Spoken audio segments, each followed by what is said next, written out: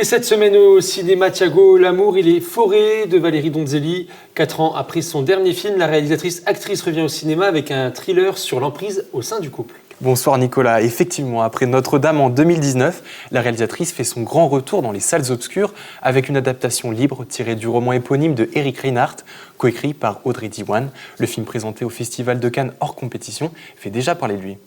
Un film qui donne à voir l'expression de l'emprise masculine qui très vite transforme ce qui pourrait s'apparenter à une comédie romantique en un terrifiant thriller psychologique. Tout à fait. À l'affiche, on retrouve Virginie Efira qui prête ses traits à Blanche, la protagoniste du film, et Rose, sa sœur, la célèbre actrice franco-belge, aussi entre deux personnages bien opposés. La première, professeure de français, s'éprend très vite d'un certain Grégoire Lamoureux, interprété par Melvin Poupeau, un ami d'enfance perdu de vue qu'elle rencontre au cours d'une soirée. On regarde la bande-annonce.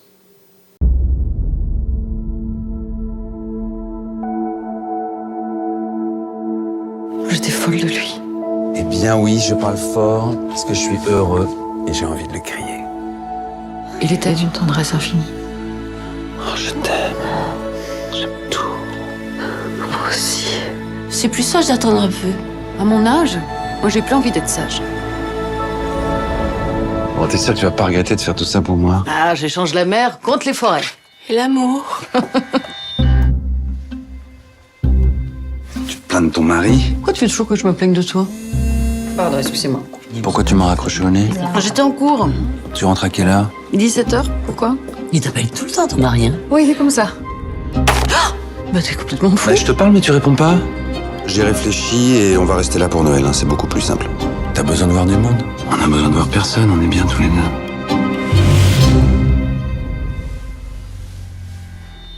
Je te veux que pour moi. Alors Thiago, L'amour, il est forêt doit son succès en partie au roman d'Eric Reinhardt sorti en 2014. Oui, l'écrivain avait alors gagné le succès des lecteurs en questionnant sur le portrait d'une femme, indépendante financièrement, cultivée, intelligente, bien entourée. Aux griffes d'un mari pervers narcissique, bousculant ainsi les préjugés, il offrait une vision difficile à accepter de notre société. Non, la maltraitance n'est pas réservée à un quart du monde, mais bel et bien à tous, même les milieux sociaux les plus élevés.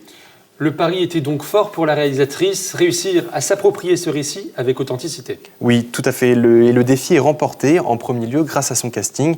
Virginie Efira est encore et toujours au rendez-vous. Puis, visuellement, c'est une colorimétrie sombre et vive, à la fois très assumée, appuyée par des mouvements de caméra subtils, capables de nous faire lire les émotions des personnages avec attrait et insistance, qui donnent des airs poétiques. Dès lors, la descente aux enfers se fait doucement mais sûrement, permettant aussi aux spectateurs de comprendre toujours les mécanismes de l'emprise. Il était au Ciné-Quai ce mardi, voici l'avis des spectateurs. Très beau film qui parle d'un sujet de société important, qu'il ne faut pas négliger. Les hommes doivent respecter les femmes, c'est très important. On met des années à se remettre. Des années. Moi, il y a 23 ans que je suis partie. Donc le film montre très très bien l'emprise. Très très bien. Et comment on voit pas ce qui se passe. Et à un moment, on est tellement détruit qu'on n'a même plus la force de partir, sauf en avalant des cachets. Ah bah, moi je trouve que ça décrit très bien la mécanique de l'enfermement du couple.